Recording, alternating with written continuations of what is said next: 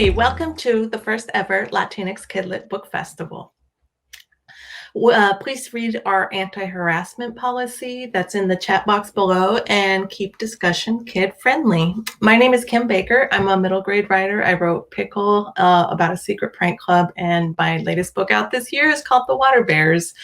And these are our panelists. We have two Ryans. We'll start with Ryan Coelho. He's the award-winning author of the Charlie Hernandez series. Having been born into a family of immigrants and growing up in the so-called capital of Latin America, Ryan knows the importance of diversity and is passionate about writing books that children of all ethnicities can relate to. Next up, we have Pablo Cartaya. He's the author of The Epic Fail of Arturo Zamora, which was a 2018 Porta Belpré Honor winner. Marcus Vega doesn't speak Spanish, currently in TV and film development. And Each Tiny Spark, a 2020 Schneider Family Book Award winner. He's proudly bilingual in Español y Inglés and centers his stories around family, community, and culture. Ryan Estrada is the author, artist, and adventurer who wrote Student Ambassador, The Missing Dragon, Banned Book Club, and many others. He's written for Star Trek, Popeye, Garfield, The Nib, Scholastic, Random House, and more. He is a Risk storyteller and a Moth Story Slam winner. That's great. I love the Moth. Carlos Hernandez is the author of the Porta Belpré award-winning Sal and Gabi Break the Universe, its sequel, Sal and Gabi Fix the Universe, a short story collection, and many stories and poems. He's also a CUNY professor and a game designer / enthusiast. Welcome, panelists. Thanks for being with us. It's great to be here. Yeah. Tell us a little bit about your books. Let's start with Carlos. Let's start with you. Yeah, thanks so much for having me here. So the Sal and Gabi series gets its genesis from the fact that I love the multiverse. I love thinking about multiple universes. And so it's a story about Salvador, who cannot abide a universe where his mother, who has passed away, isn't around anymore. So he goes to find her in a different universe. And he keeps finding different versions of his mother from different universe. Hijinks ensue. And the one person that he can't fool is ultra super smart Gabi Real. And they have a bunch of adventures and they break the universe a lot. That sounds fantastic. Thank you. Ryan E., would you like to go next? Sure. My newest book is called Student Ambassador, The Missing Dragon. And it's the start of a series. And it's about this little boy named Joseph Bazan, who, like me, when I was a kid, I was a student ambassador. And I had all these crazy visions of how it was going to be. And then it ended up being like a package tour. And I always dreamed of making a book about how I imagined it being, of traveling around the world and having adventures and solving mysteries and solving international problems. So I made that story of this kid who goes and has to talk a boy king out of some trouble, and basically it's a character whose superpower is empathy and listening and caring. So that's my latest book. Thank you. Sounds great. Ryan Coelho, would you like to go next? Yeah, so the first book in the series is the Charlie Hernandez and the League of Shadows, and it's basically about a boy named Charlie who grows up listening to his abuelita tell him myths and legends from all over the Spanish and Portuguese-speaking world. Of course, he thinks the stories are just make-believe, but then his parents suddenly go missing, his house burns down, and he even sprouts feathers and horns in the middle class of the feathers. So, and then he even starts running into creatures from his abuela's stories. And before he knows it, he finds himself teaming up with Violet Ray, who's basically his lifelong crush and like an investigative journalist extraordinaire. And the two of them embark on a wild adventure through the heart of Miami-Dade County, where they visit a lot of interesting places and meet a lot of really, really interesting characters. So there's a ton of action in there, and it's an awesome mystery, and it's a little spooky too, but it's not too spooky. And there's plenty of humor and heart. Excellent, thank you. And Pablo? Hi. I just want to say I love these guys' books so much. I think it's awesome, and I'm just super excited to be on this panel with them. It's fun, I'm the author of a few books. Most recently, one that I was really proud of was Each Tiny Spark. It's a story loosely based on my daughter. It's she's a Cuban American growing up in a fictional town in northern Georgia, and she has inattentive type ADHD, which is one of the great things. One of the great honors of my life was to receive the Schneider Family Book Award honor, because it represents the disability experience, and so the Latinidad was ancillary to the honor of representing the disability experience, which is I think kind of like what we're all trying to do. We're just trying to normalize our stories, like just trying to make these very unique Latinx stories kind of normalize them, right? And so for me, it was a great honor, and it's awesome, and I'm happy to be here. We're gonna have some fun, right? And thank you, Kim, so much for moderating. So here we go. Thank you. I'm excited. Pablo, let's continue with you. Were you a young reader, and what's the first book you remember identifying with culturally? Oh man, I always feel weird answering this question with writers in the room. Just real talk. Like I was a good reader in school in what the teachers assigned me, right? Que yo fui, empecé a leer en la casa and stuff like that. Like I was reading under the night table, like under the covers and so. Legit, straight up, I just got to be real. I was not that kid.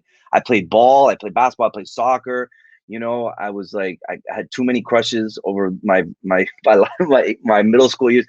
Like I was just like that kid, but I was a good enough student. I read the books that I was assigned. And I think that this is the importance that teachers and educators and people in classrooms have for the influences that they can give children, right?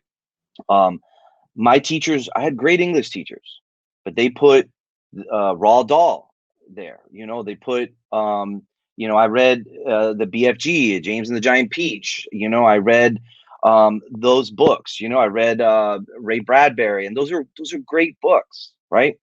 The representation was never a thing for me. So it was never there's a Cuban American kid in the story, like reading a book like Carlos's or either Ryan's, it's like that was never around, but I didn't know what I was missing, right? You don't realize what you're missing if you don't have it, right? So it's like I was just like, all right, whatever. I'm just reading the BFG. It's all right. It's funny. It's cool. Right. So the power that teachers can have to really influence a kid's viewing of themselves, I think it can't be overstated. Right. And so the representation really didn't come to me until I got to college. Right. And I read Gabriel Garcia Marquez, but like that, if that's my first introduction to anything Latinx, I mean, that poses a problem, right? For the representation that a child can have, in seeing themselves. So that's kind of like my background with that, and I see Carlos shaking his hand. We're all like shaking our hand. Like it's true, right? It's like, that's our upbringing, that's what we came up with. Right. How about you, Carlos? Yeah, 100% agree with that. Just did not grow up, around books that reflected the cultural experience I was having.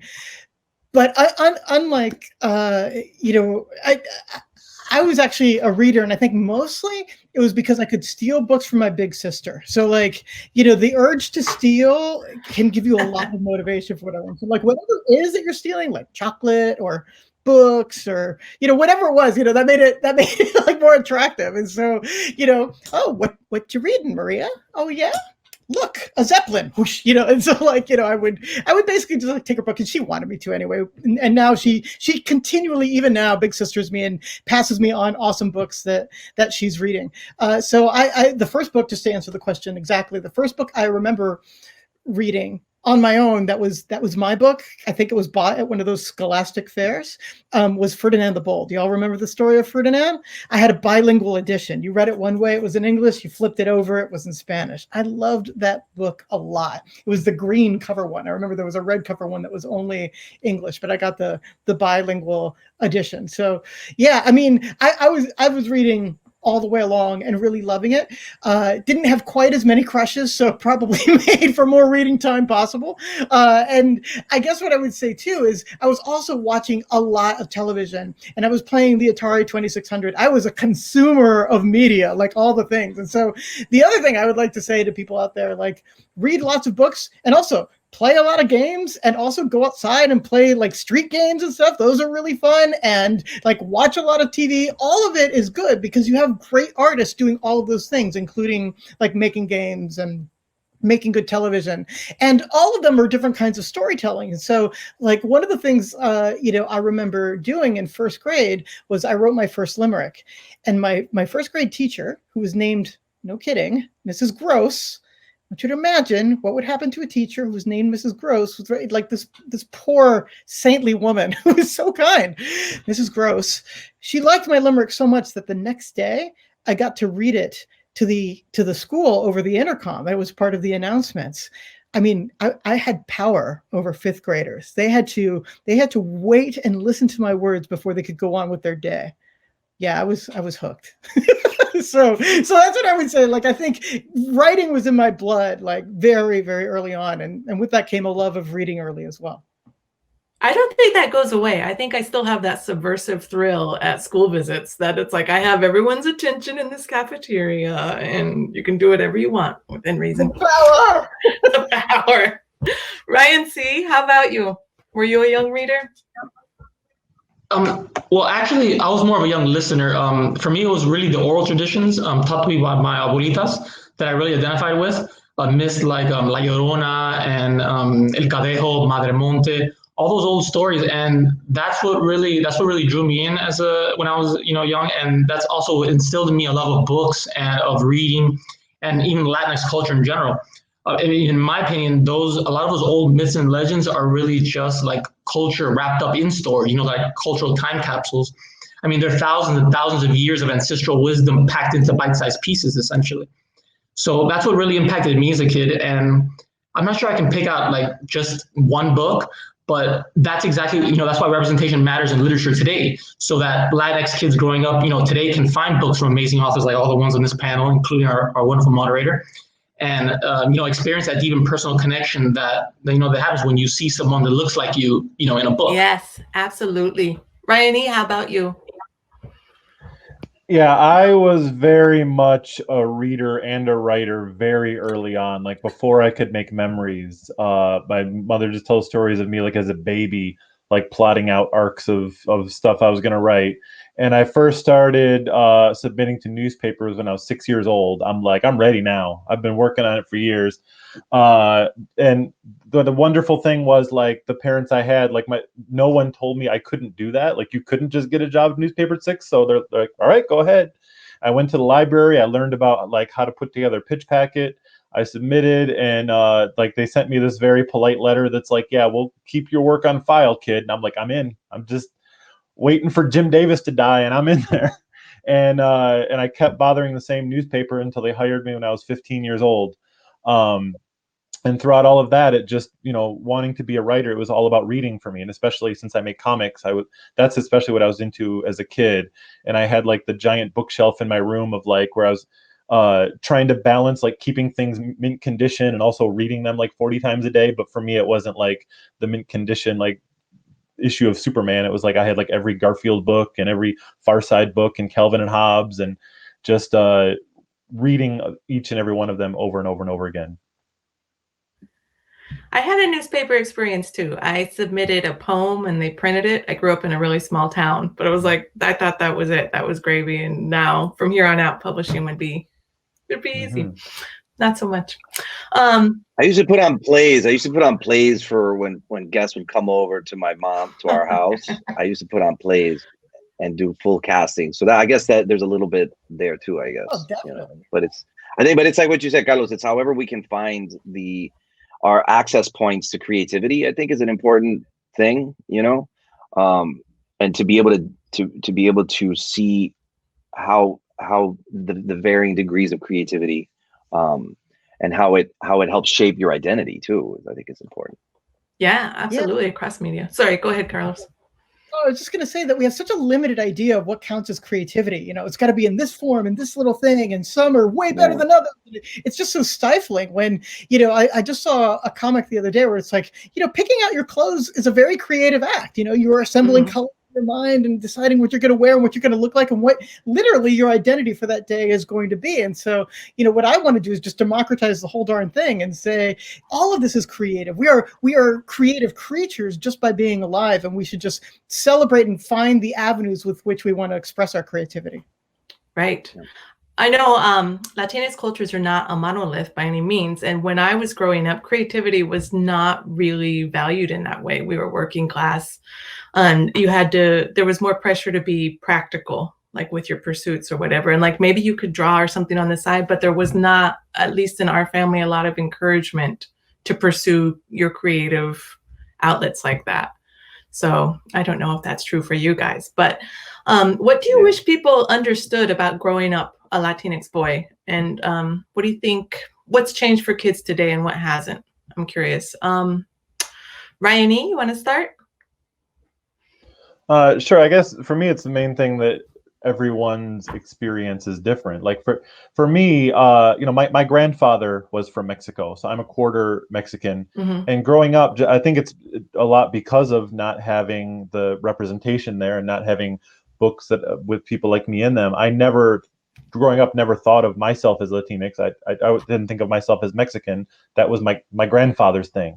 And so yeah, it kind of, like, it wasn't something I really thought about until I was an adult, and I kind of moved to Mexico. I moved to my grandfather's hometown, like kind of as an outsider, and realizing like how different my worldview or how my view of Mexico was, just because I'd only experienced it through the types of stories that aren't centered around that point of view. It was like, I'm like, this place is like, I can't believe how safe. Like, I lived in Zacatecas, which is the most beautiful cities I've lived in, and like the only pictures I'd seen of Mexico were like, you know, little huts and like cowboys, and like it just blew my mind how I could grow up and not know my own culture. So I think that's one of the biggest things, is that there's you know, it's not inherent to know all of this unless there's something that shows it to us. Absolutely. Ryan C., do you have any? Oh, sorry, Kim. No, sorry, go ahead, Pablo. I jumped on it. Sorry. Go ahead. I'm just like, I'm getting excited to talk, and I'm like, and you're doing it. I mean, you see, I also got in trouble in school because I was like, hablaba mucho. I spoke too much, and it was like, Pablo, raise your hand. Go ahead, Pablo. No, I just want to jump on like what you were saying too about the monolith, and then what Ryan is talking about. I mean, our experiences are so varied. They're so, even within, like, I'm Cuban American, right? I grew up in New York City. I lived in Miami. I mean, Ryan, you grew up in Miami, right? So it's like, and our experiences, even within our own cultures, our own places of upbringing, right? Our experiences are different, you know. Like my good friend Celia Perez, she grew up in Miami too, you know, and she, you know, she's Cuban Mexican, and her experiences are very different. So I think that we have to look at the term Latinx, which is now coming into more of an accepted term, right? And I think that, you know, we have to understand that what that means is it exists in multitudes. Carlos, you're talking, you know, you like the multiverse, right? Like, this is what I believe the Latinx experience is. It exists in multitudes, right? It makes up over 20 countries, right? Multiple languages, multiple dialects. Even, you know, we're contending with a bazillion different histories, ancestral histories, right? All of these things. So to put it into this one little neat box, no existe. Eso no existe. It doesn't even, you know, like, even within our own cultures, there are so many nuances and so many variances. And so I think that the term, because like my mom's like, pero ¿qué es Latinx? ¿Qué es eso? ¿Qué es eso? Tú eres cubano. You know, how many of your parents or your people are like, what is that? What is that? Right? I have to explain it to them. Right? I'm like, there is a sense of we are in this act of discovering something about the variance of our identities. And that to me is what Latinx represents, right?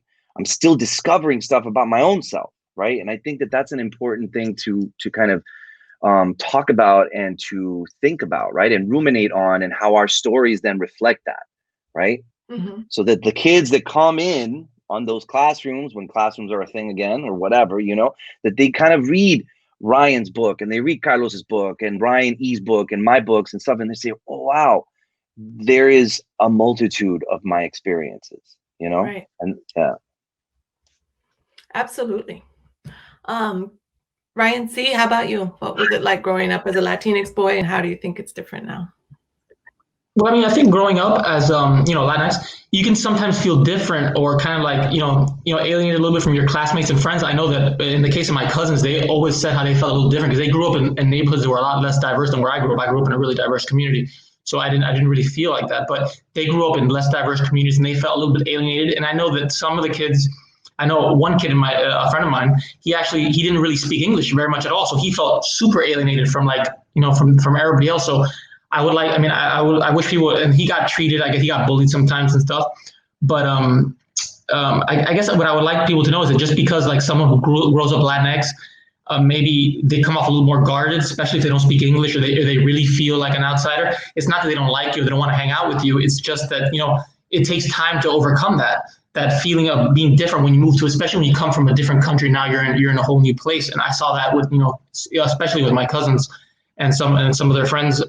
But years ago, I feel like there was sort of like, maybe this is a little bit longer, but I feel like there was sort of a pressure to blend in, to be part of the melting pot, that whole idea. But and especially I feel like some kids, even friends of mine that grew up speaking Spanish and who grew up listening to the same kind of, stories from their abuelitas, they kind of felt pressured to maybe stop speaking Spanish, speak only English, because that's what a lot of, that's kind of like, popular culture back then and stuff like that. So, and kind of they even abandoned some of their traditions and customs that their family might have brought over from various countries. But today I feel that it's different because I feel like today uniqueness is much more accepted, and there's less pressure to be exactly like everybody else. And there's also a lot more, diverse literature nowadays than when I was growing up. So that's different. And that, that's helpful too. Thank you. Yeah, things are, they're really different. When I was growing up, I grew up in Wyoming and Colorado, and then which we were the only Latinx family in town. I'm bicultural. My dad's white, but then we'd go to California, to East LA in the summers, and I'd spend time there. And so the culture there was different, and it was like this really kind of distinct, separate experience. And then we moved to New Mexico, and that population was mostly Mexicanos too, but it was different. It was just, there's so much nuance. It's like a layered onion. How about you, Carlos? What do you think? What do you wish people knew? Yeah. First I want to echo what everybody is saying here. And like the monolith idea is really important because we need lots of Latinx authors. We need lots of people who are doing this kind of work to just keep enriching, and the way that I think about it often is like in a garden, if you have 3 or 4 different types of flowers, it's very uniform and kind of boring, as opposed to like the whole expanse of nature that could be available to you if you were a little more adventurous in your flower selection. So, we're trying to add more flowers to the garden here by introducing subtle voice. And so it's not just like one voice that counts as the Latinx voice. But in terms of growing up, one of the things that I think might be common in the Latinx experience is that you will experience racism very differently depending on what room you're in. And I was just thinking about what you were saying, Kim, about you being the only Latinx family in a small white community. You were probably never browner in your life than in that moment. But in other situations, you might pass. I was a good student. Especially in English, like I was a good student, top of the class, setting curves, like I was good. And so people would forget that my name was Carlos Hernandez and that, I was bilingual. And, so, people to my face would tell me racist jokes that I was not interested in because they thought I was just with them all the way, just because I didn't have a certain kind of accent or a certain kind of positionality or skin color, But sometimes I got much browner much more quickly, just depending on which room I happen to be standing in. And I think that's something that many Latinos may encounter. They may encounter racism because of skin color. They may encounter a different kind of subtle, almost insidious kind of racism because people think they are something that, they're not, because they have this whole cultural background to rely on. I also wanted to say that, one of the things that I personally had to fight with a lot, and I wonder if other panelists did too, was undoing a lot of the machista stuff that I learned growing up. And machismo, I think, it exists in plenty of cultures. It's not just a Latinx thing. But we have a word for it that's been imported into English, and so that makes it very present, at least in my mind. And I know a lot of my work in my 20s was unlearning a lot of the machista stuff that I had absorbed, just a lot of stuff that made being a boy growing up difficult and just unfair and ugly. So I would say that's something else that maybe the other authors may have experienced too. Yeah. Does anyone want to respond to that? Yeah, absolutely, Carlos. I mean, you have, even just like with sports, right? I mean, I played sports because my dad played sports, right? And I like sports too, but there's this kind of, this idea where like, okay, well, the dudes, we play sports and then, like we go out, and that's kind of like and there's this like machito, like ese mi machito, even the abuelitas sometimes like ese mi machito, like, it becomes a thing that persists through youth, right? And again, it's like what I said earlier, it's like you don't know what it is until you reflect on it, right? And I think to Carlos's point, I think that the idea of reflecting on some of the more challenging aspects of what our identities can represent, some of the things that are a little more problematic, right? There is colorism within our communities, a lot of, big time. There is this persistent idea of machismo within our communities. And I think that it's not going and then throwing out all our abuelos and dads and stuff like that who were maybe, machista at some point in their life. It's more like reflecting so that, again, we can be the ones that start changing the conversation. We can be the allies. We can be the people that are trying to move forward, right? Move it forward. Like that's not cool anymore, pops. That's not cool, abuelo. Like you can't talk like that anymore. You know what I mean? Like my abuelo never did that, but you know what I'm saying? Like, or your tío or whatever, that's like super inappropriate, and you're like, yo, you can't do that anymore. And I think that you being an active participant in the change that needs to exist, right? I think that's where we can hang our hats on, right? Instead of saying, oh, I hate my culture because they're super macho, I say, look, that's problematic. And I want to be the person that is part of the change where that is no longer accepted, and I think that that's something, yeah.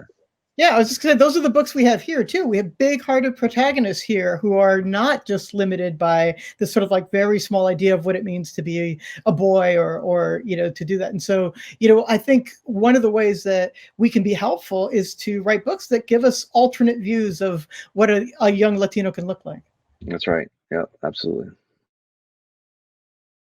Thank you, guys. How much of your protagonist characterization originates within your own experience? Ryan C., do you want to start? Also, there's lots I see running through the stories and what you guys are saying now. It's like big shout outs to abuelas, man. Like they come up in the stories all the time and everyone's bringing them up in their anecdotes and I love it. So it's all about the abuelas. All right. So how does your experience work its way into your stories, right?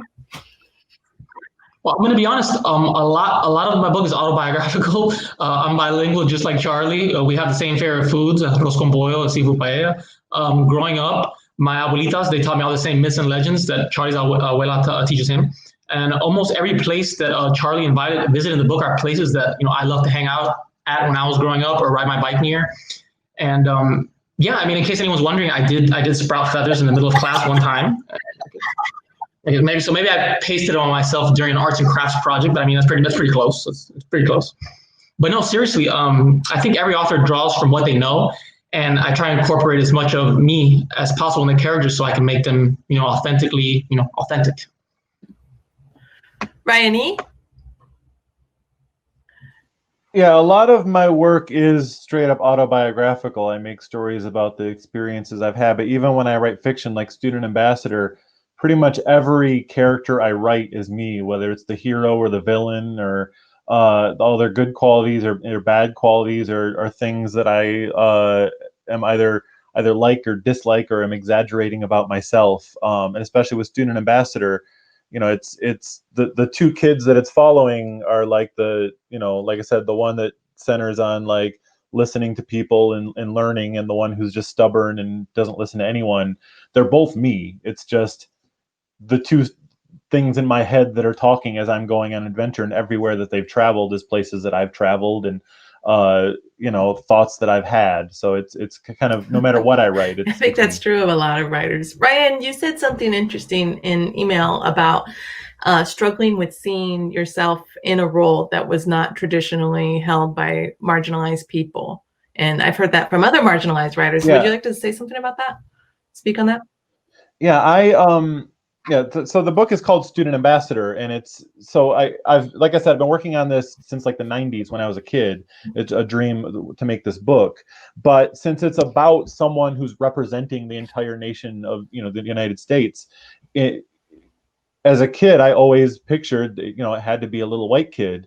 And that's what the version of the book was that I was developing and pitching for years, because I never reconsidered that. It's just the story I made as a kid. And like how could a Mexican kid be the ambassador like of a nation? And then it like I said, I've been working on this and pitching it to every publishing company and every agent forever, and it never kind of went anywhere I wanted it to go. And then finally, just one day, I was just like, wait a minute, I was a student ambassador. I'm the one writing it. Why can't the kid be like me? And then I couldn't think of any reason. And then I switched over. I changed the kid, the main character, and I got a Mexican artist to illustrate the book, and kind of worked with him to Xer Ennius, worked with him to incorporate more of that into the story. And then now suddenly the book came out. It's a success. It connects more with people. It has more meaning behind it. And now we're working on the sequel that actually takes place in Mexico. Great. Thank you. Pablo, how about you? How much of your experience works its way into your stories from your childhood? I think mine is a lot more it's an internal experience. It's the things that I've been afraid of in my life. I think the things that I've hoped for, the things that I've lost, the things that I've had to contend with, the things that I wish I had. I think that those como sentimientos dentro, like that those feelings that you have inside, that exists in, again, multitudes, where there is sadness. There's a lot of sadness that I have in certain points of my life, something from as visceral as losing my abuelita when I was young. And even to this day, I can't read a certain section of the epic fail of Arturo Zamora without breaking into tears. When I did the audiobook recording of that, they had to stop the session because I couldn't stop crying. And so it's strange, right? This book that you said, we all spend so much time with our words, and we're like, in between edits and revisions and all this stuff.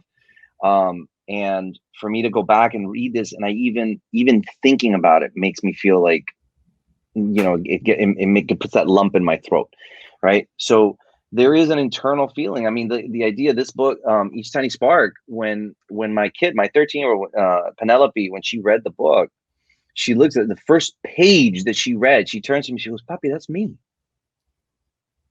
She goes, "That's me. That's how I think." And of course, I get emotional sometimes, so I start crying again. I'm like, I start crying. I was like, oh my God, it's like there's that feeling, and so a lot of it, you know, is I guess it's an internal autobiography. You know what I'm saying? I don't know if that makes any sense. It's more like, Oh yeah. it's those things like what Steven Spielberg said once. He said, I make movies about things that I'm afraid of. Right. And I think that's what it represents in a lot of ways. It's this sort of internalized feelings of my life and my history, you know. So that's why they exist the way they do. Yeah, absolutely. Carlos, how about you? Yeah, I think I definitely try to incorporate at least a little bit of myself in every character, and often I'll do it like literally by having a sentence that I'll keep reminding myself of. So for Salvidon, the sentence I had in mind for him was, Sal messes up like you mess up. And I did that because what I wanted to do was say, like, Sal always means well, but then he messes up like spectacularly and then comes up with these cockamamie plans to like try to fix them, like these Rube Goldberg 20-point plans that will suddenly fix everything, like a bad 80s movie plot or something, you know. And I did grow up in the 80s, so that I blame it on the movies. But so, you know, there was that. And so Gabby Real, who's the other character, the line for her was, you wish you were Gabby. You know, and so like, you know, when I wrote her, I was just writing her as an aspirational character. Not that she didn't have her foibles and things like that, but Gabby does write, you know, and so I wrote her in that kind of way. And so for me, I definitely try to incorporate something that's valuable to myself. But I also love the weirdness of when characters who aren't you start talking to you and start deciding things on the page for you and saying, I wouldn't do that. That's what you thought you were going to do when you were writing that stupid, useless outline that you sold your book to with the editor. Nah, man, we're doing something else. See you way left over here. That's always fun. I could keep talking about all this stuff all day, and we didn't get to half the questions, but we want to leave time for some student questions that were sent in. I'm excited about that. So our first one is from Jessie G, a 5th grader in California, and it's for Pablo. Hi, my name is Jessie Guerrero, and I have a question about your book. So I like this book a lot, but I'm still not sure how you came up with the idea for it. And I've been wondering this for a long time, and now I finally get to ask you. I love that.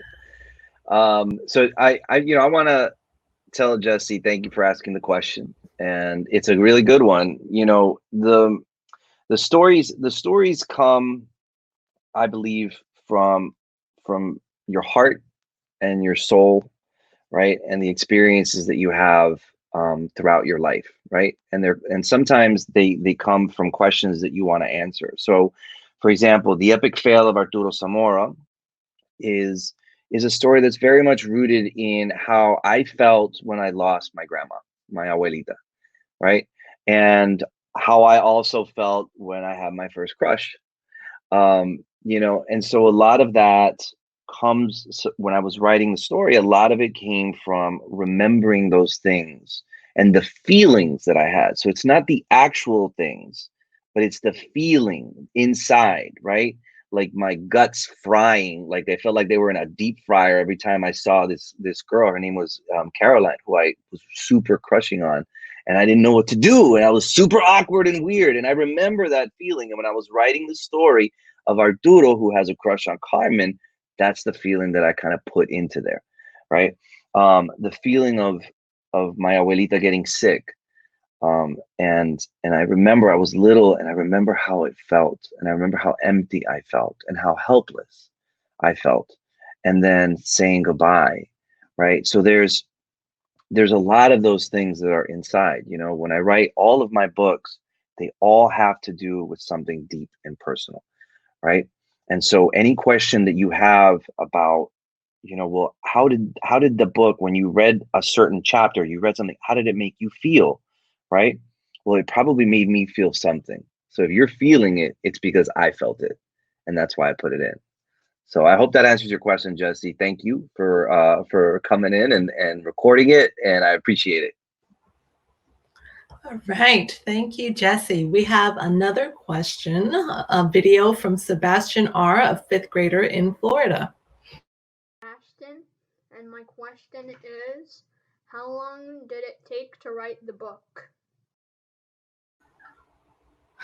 Okay. Thank you, Sebastian. Ryan C., how long does it take you to write a book? Oh, that depends. I think the first book took me like about maybe like eight or 9 months to write this one, but the second book in the series you can see is considerably it's longer. So that one probably took me like a little bit over 10 months to write that one, and they both have a lot of action, so it takes a little while to write those scenes. But yeah, I would say between 8 and 10 months. That's a healthy amount of time. Ryan E., how about you? Yeah, mine varies wildly as well. Like I said, Student Ambassador I worked on since the 90s, but that doesn't mean I was sitting there at typing the script that long. It's just something. There are a lot of projects I just think about for years and years, and then once I get a publisher and it's actually time to write a script, maybe it'll take a few months, maybe it'll take a lot of months. It all depends on the story and how much research it takes and how much thought it takes. Okay. Carlos? The Sal and Gabby books were each about a year. The first one a little more than a year, and the second one a little under a year, and mostly because Disney was going to beat me up if I didn't finish on time. That's always an incentive. Pablo, how about you? Well, I love answering this question because the Epic Fail of Arturo Zamora took me. I started it in graduate school, and I finished 5 years later. From the first draft to seeing it in the bookstore, it took me 5 years. I did 23 full revisions, 23 different full revisions. Okay. The book was originally 300 pages. So anybody good at math around here, 23 times 300. All right. I wrote 6,900 pages before the final book came out. And that's a book that, that it ended up being like 240 pages. But the thing is that I always joke, I'm like, yeah, I tell this joke, I say this to the kids, right? When I'm on tour or whatever, and I'm speaking to them, and I go, all of that, 5 years, 23 drafts, 6,900 pages. And what do I have to show for it? I got a shiny little sticker, right? And as a kind of way to say, look, you're going to fail a lot more than you're going to succeed. You're going to mess up a lot more than you do well in. But if you do an analogy for basketball, like you shoot hoops, you're not going to shoot hoops once to play in a game, right? You're going to shoot it thousands of times, right? I even say about like Instagram pictures, right? Like what? Everybody just takes the first Instagram pic, the first pic that they do, that's the post. No, how many pictures? You got to look up, you got to look down, you got to look side, you got to do filters, you got to do a thing, right? There's a lot of process, a lot of drafts that take place. And that's not, and I think that's something that we don't talk about enough, right? Is the process, right? The drafts. Right. We write and we edit and we edit and like Ryan, you're drawing, how many renderings do you make? And then you got to go back and you got to fix them, and the storylines change, right? And the characters that you end up like removing from the story, you're like, no, I don't want to remove this, but you have to because it makes sense, like all this stuff.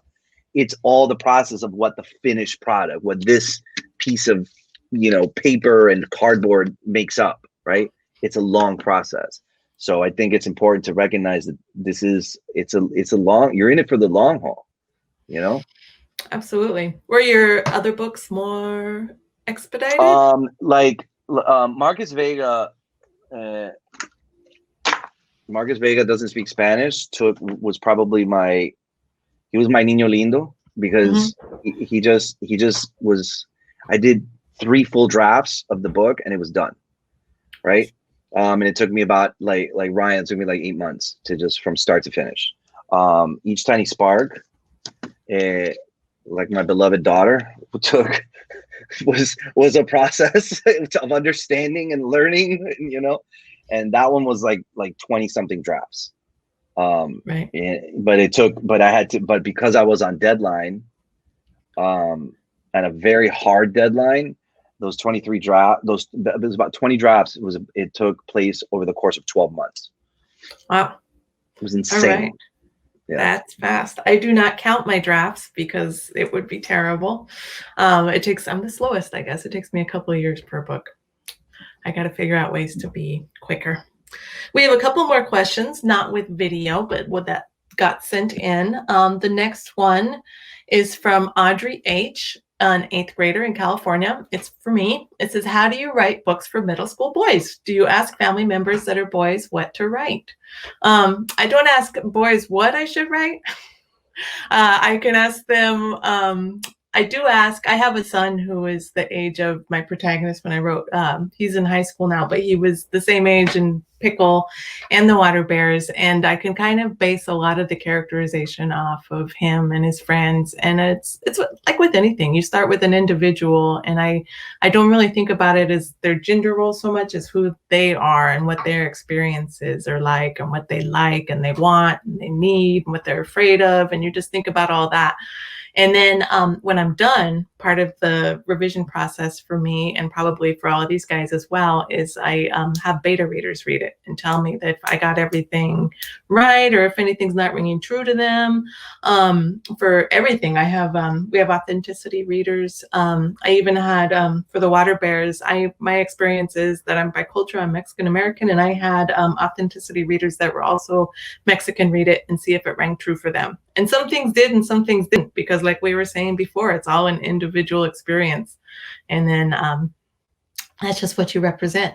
So yeah, I don't ask them what to write, but I do get their input and I take it into consideration. Thank you. That's a good question.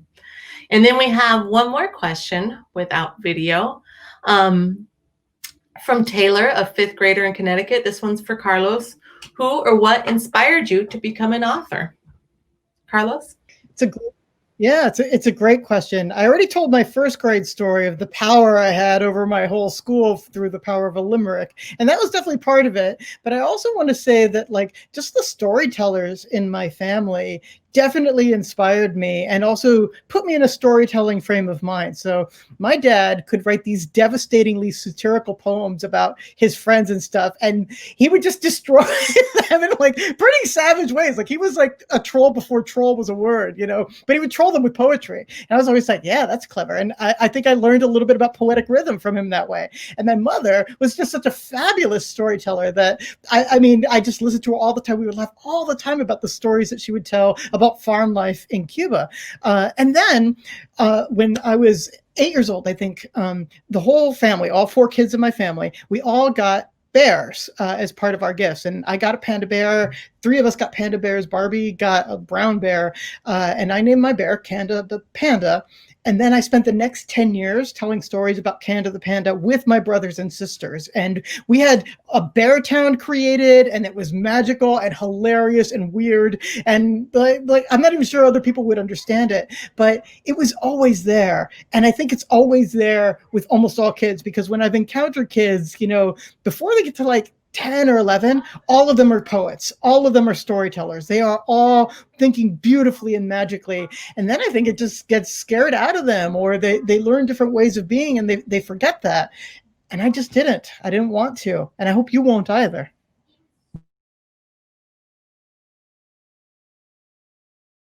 Thanks, Carlos. Real quick, we have about 1.5 minutes left. If we can go through them by one, what's next for you guys? Carlos, do you have anything in the pipeline you want to share? Yeah, so I'm working on a new novel now where the rats of New York City each know 1 word of English or Spanish, and together they form a bilingual community where, you know, if you put 80,000 of them together, you basically have a Spanish-English dictionary. And this is how they communicate with the exterminator son of a family who they have to hire because a dragon has come to live in the sewers and eating all the rats. So they need to hire an exterminator to get rid of the dragon. That sounds amazing. Okay, real quick, Ryan E. Yeah. Well, the sequel to Student Ambassador is what I'm working on now. Student Ambassador, The Silver City, and I'm also working on the sequel to Banned Book Club, which is going to be called Banned Book Club Occulted. So look out for those. Excellent, thank you, Ryan C. Yeah, I'm working on the third book in the Charlie Hernandez series, and I have another book coming out in a different series, and then I also have another one coming out in another different series. So a couple series. So you're a busy guy. Excellent. And Pablo, how about you?